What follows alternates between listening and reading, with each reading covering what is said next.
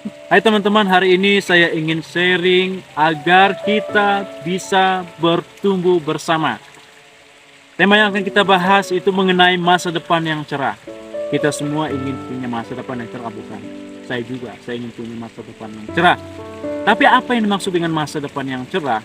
Kita akan baca dari Yeremia pasal 29 ayat yang ke-11.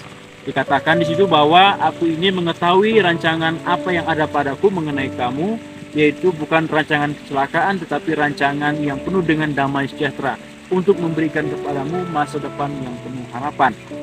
Jadi masa depan cerah itu sangat jelas dikatakan di situ adalah masa depan yang penuh dengan damai sejahtera, masa depan yang penuh dengan harapan. Atau saya singkatkan saja, masa depan cerah itulah happy ending.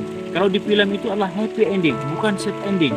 Jadi itulah masa depan yang cerah. Mungkin kita boleh punya masa lalu yang buruk, masa lalu yang jahat, tetapi kita harus punya masa depan.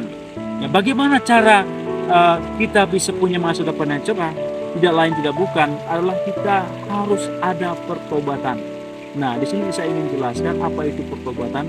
Pertobatan itu artinya berbalik, teman-teman. Kalau dulu mungkin kita melakukan sesuatu yang jahat, yang memberontak kepada Tuhan, memberontak kepada orang tua, masyarakat, dan sebagainya, kita harus berbalik.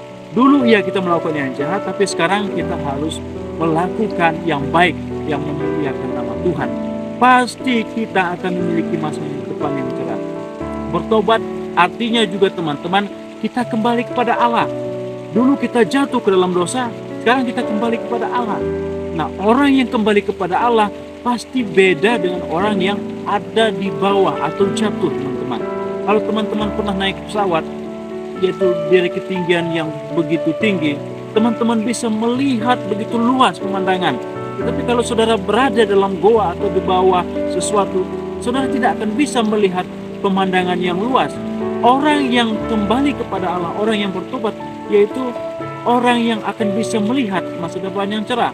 Sebab dia akan melihat sama seperti Allah melihat. Allah melihat ada masa depan, saudara juga akan bisa melihat bahwa di tangan saya ada masa depan.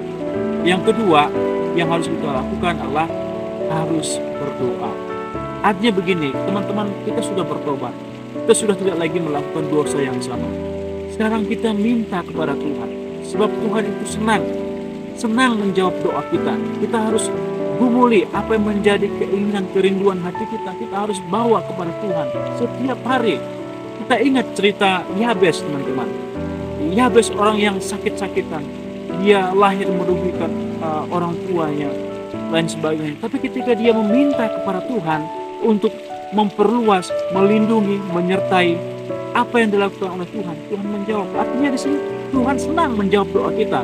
Jadi mari mulai berdoa, minta kepada Tuhan. Jadi hanya dua hal yang ingin saya bagikan. Selanjutnya kita lanjut part 2. Tuhan berkati.